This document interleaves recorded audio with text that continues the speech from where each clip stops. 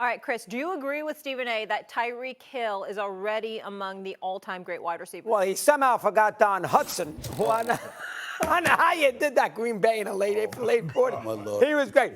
Yeah, we all remember him from the late what? 30s and 40s. Late 30s and great. 40s, yeah. You cannot compare him to Jerry Rice. What, are you kidding me? Rice was an 11-time All-Pro. You know how many yards receiving he had? 22,000. 22,895. 200. How many touchdowns? 222. 22 touchdowns. I'm sorry. He's had 500. I'm sorry. I apologize. 197 touchdowns. He got 197 touchdowns. Yeah. He's 11-time All-Pro. He played 20 seasons. Mm-hmm. He was a Super Bowl MVP. Stop fixing your tie. Right. He's a Super Bowl MVP, and you're going to sit there. Listen, he's a nice little player, Hill, and he's fast. He's a fast. He's more than a nice little player. He's a good player. I'm not going to dispute that. Yeah. Is he an immortal? No. Here a little list, okay? Here are the top 5 players in the history of the NFL. Okay, don't give outside of quarterback. No, only after the 70s. Fair. Okay, don't go 30s. Well, Jim Brown. 50s. I got to give you Jim Brown. Okay, fine. Walter Payton. Keep going. Lawrence Taylor. Yep. Jerry Rice. Mm-hmm. Now, I'm putting him in, forget the quarterbacks. You are putting him in that kind of category. Do you put Tyreek Hill in the top 5 players in the history of the NFL? Tyreek, he's great. I mean, no. Tyreek. Do you put him there, Stephen? No, you do not. So I know you're trying to get me a little agitated today. 10 o'clock, happy birthday. Right. That's absurd. Okay. That's ridiculous. Well, first of all, let me break this down. First of all, if you're going to watch the show, okay? Don't just sit up there and take cliff notes or take a couple of sentences and ignore what the hell I said. Here's what I said, Swagoo. Here's what I said yesterday on national television with my man Shannon Sharp sitting right next to me in L.A. This is exactly what I said.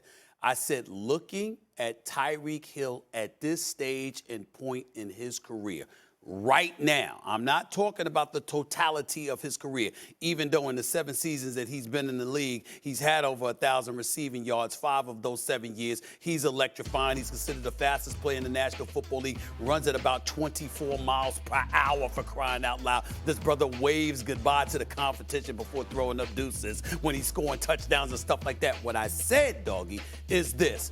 As electrifying as he is at this stage and point right now, what receiver right now would you rather have had? I'm just talking about in the moment. Of course, nobody compares to Jerry Rice in terms of totality, number of receiving yards, number of receptions, number of touchdowns. We all know how spectacular he's the greatest ever. Randy Moss, as far as I'm concerned, is number 2 all time. I got T.O. up there, top 3, possibly likely top 5. I think argument could be made he's top 3 all time.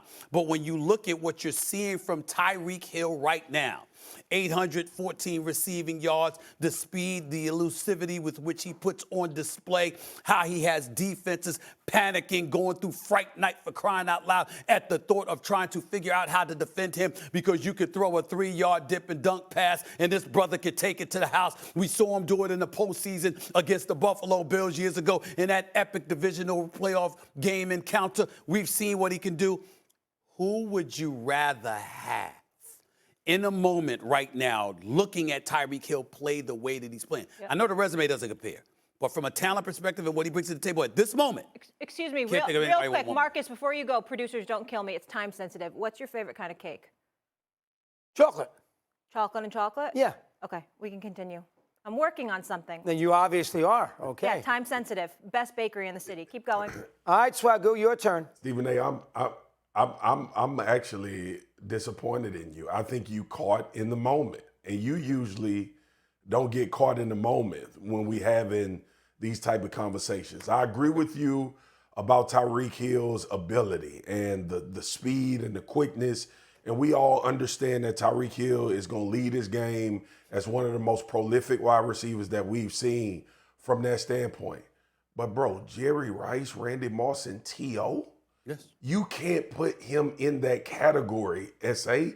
Like those 3 dudes in the league now would have 2,500 yards receiving. Could you imagine Randy Moss in the NFL right now?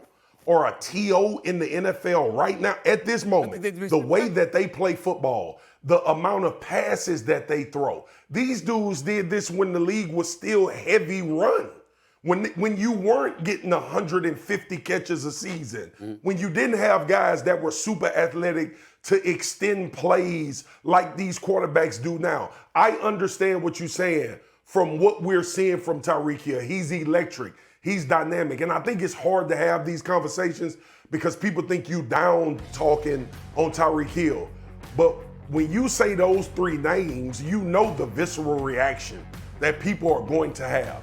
When you ask me who would I rather have now as opposed to Tyreek Hill and what he's doing now, Jerry Rice, T.O., and Randy Moss, in this league, in these offenses, with these quarterbacks that they're playing with right now, I would take all three before I took Tyreek Hill. Okay. We understand what Randy Moss brings to the table. I'm saying to you, you still need dudes to throw them the football, all right? I'm looking at a guy like Tyreek Hill. I can throw a screen pass and he could take it to the house. I'm talking about how electrifying his talent is at this particular moment in time. I'm not talking about comparing him to them as an overall talent, Swagoo. I'm saying, well, what you're seeing from him in the age that we're living in, the rule changes that have taken place with the speed that he brings to the table. He was a kick returner and a punt returner. He wasn't just a receiver. You literally can throw. You can have a quarterback. Let's take an example.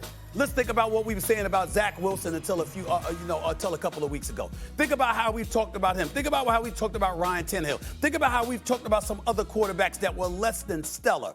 And you're talking about a quarterback that can literally drop back and throw a screen pass. And this brother can do the kind of things that few, if anybody, in the game can do. I'm just saying to you, when you look at his talent, that's what I find electrifying in the moment. His resume does not compare yet. That's not what I'm talking about. Nope, me neither. And I think this is why you have gotten too far away from what we saw T.O., Randy Moss, and Jerry Rice do. We saw Randy Moss catch screens and go to the house.